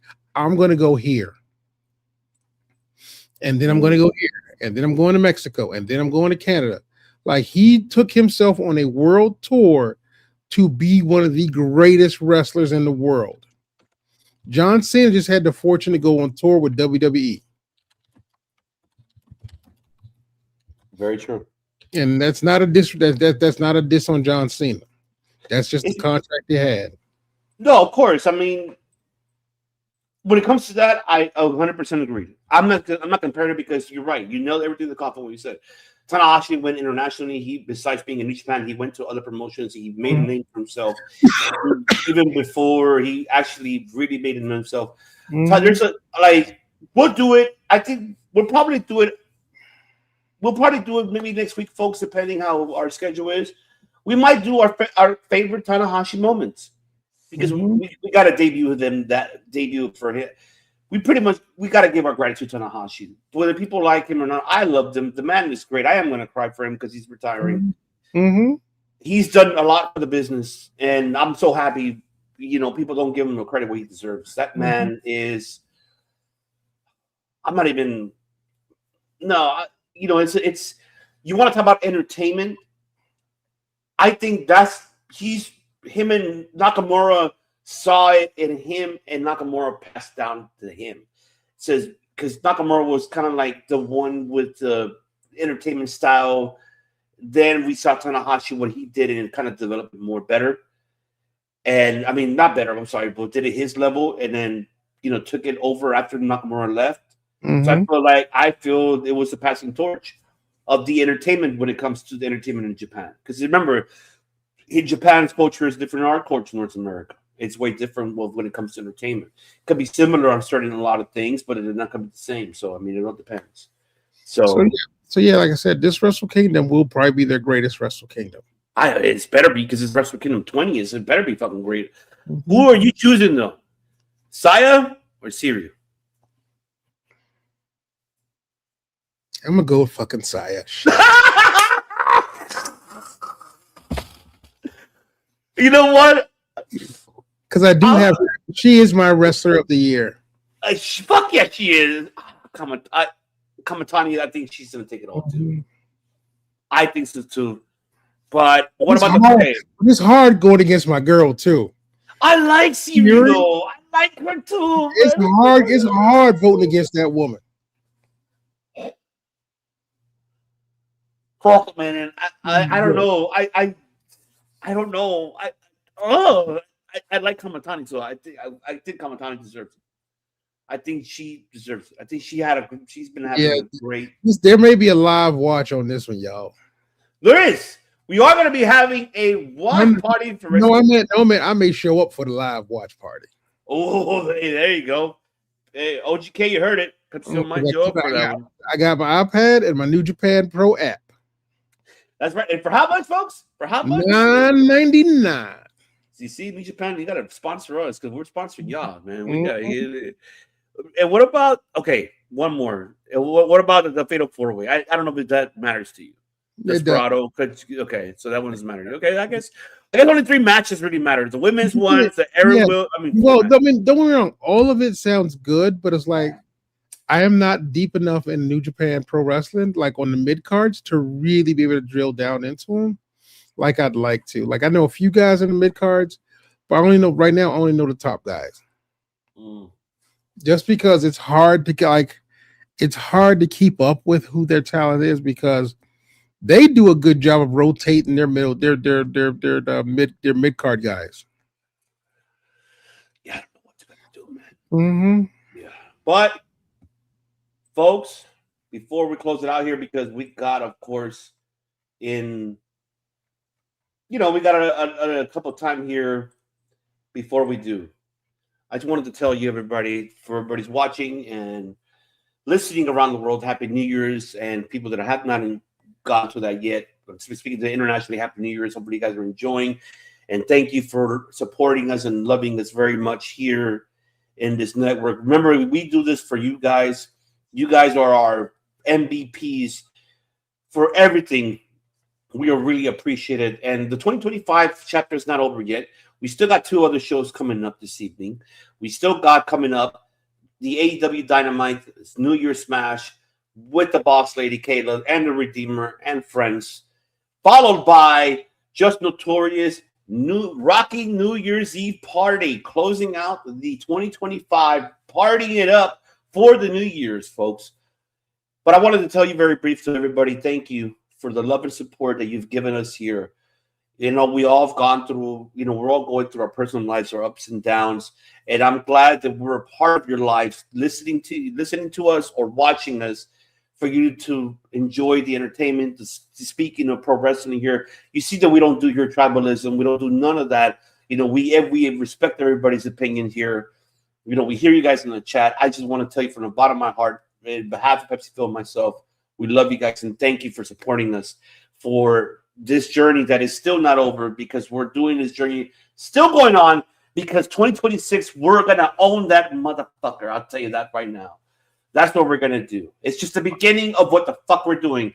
And speaking of the beginning for that, and this is where I, myself, have, for the first announcement heading into 2026, folks, for all of you guys, and this is really more a surprising for my brother, who I love very much with my heart, is this man next to me here.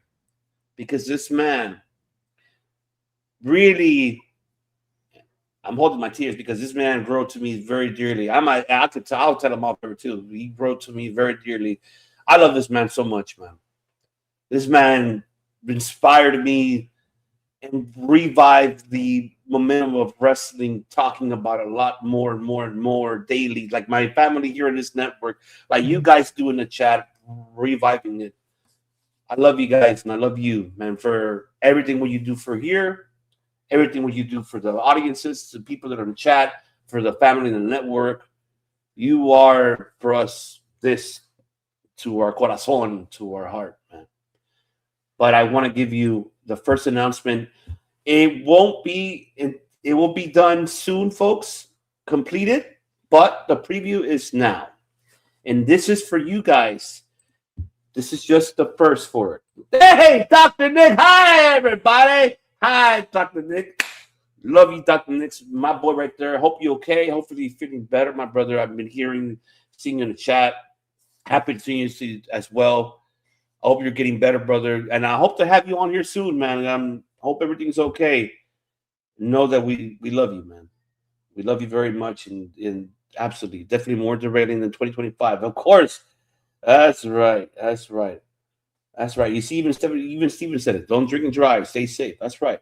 But here's the surprise, folks. I need to take this away, because if I don't... Coming on the flagship show 2026.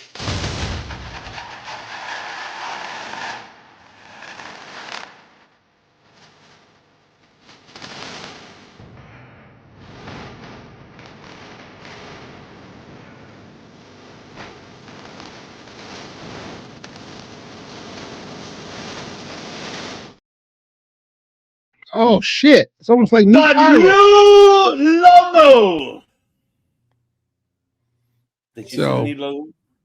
Yeah, it was beautiful, man. Thank you so much. So, two things. This is for everybody. First of all that shit he said was great. Secondly, more importantly, everyone, seriously, it's a crazy ass night. Take care of yourselves and take care of your loved ones. There is nothing that's so good a party that you can't be safe. Just take care, be good to yourselves. And if you need to call a cab or an Uber or whatever, they have that. Make sure you have a way to get yourself home and safe. Like, even though you're our fans and we love y'all, the more important thing is to make sure y'all stay safe. And like have a good, like I said, I don't want to harsh anybody's buzz, but it's crazy out there, and y'all need to have not just plan A, but like we say, a plan B on situations to get yourself home on nights like these, especially nights like these where the party is the main event. Yep. So like I said, so we can hang out again next week and talk about stuff. You heard the man. Because they'll get them busy defending you, because you don't want the Johnny Cochran here at Professional Wrestling, the attorney at law, to defend you. And cheers to you. And if I find out, and if I hear you guys got drunk and did something stupid, it better be something real stupid, or I'm gonna leave your ass where you are.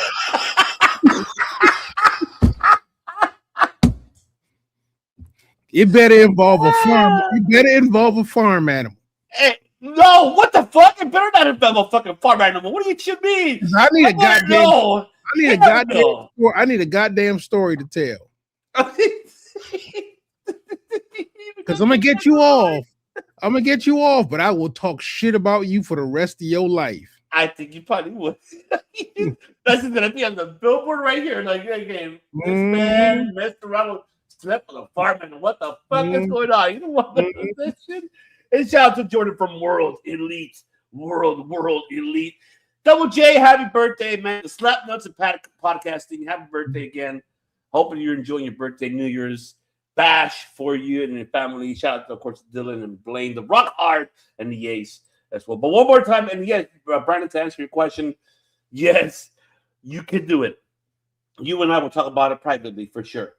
And you even got OGK saying, the fuck? I gotta play that clip now. Now I gotta play that clip because he's The fuck? One thing he's like, what's going on here? Why? He's like, damn, time is passing fast. Less than 40 minutes for Dynamite. Yep, I know. One more time. Okay, yeah. Okay, one more time before we go. So people didn't see it. One more time.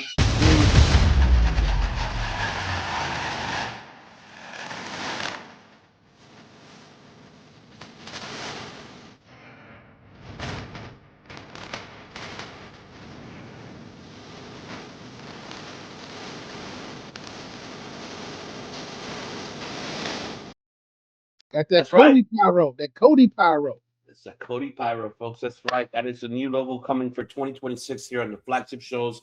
A lot of things happening here on this network, folks. So you got to stay tuned to see that yourself. But I think it's that time for us because the party is not over, but we're taking our bathroom breaks, but the party is not going to keep continuing. Optimus Prime is about that time. Autobots, transform and roll out.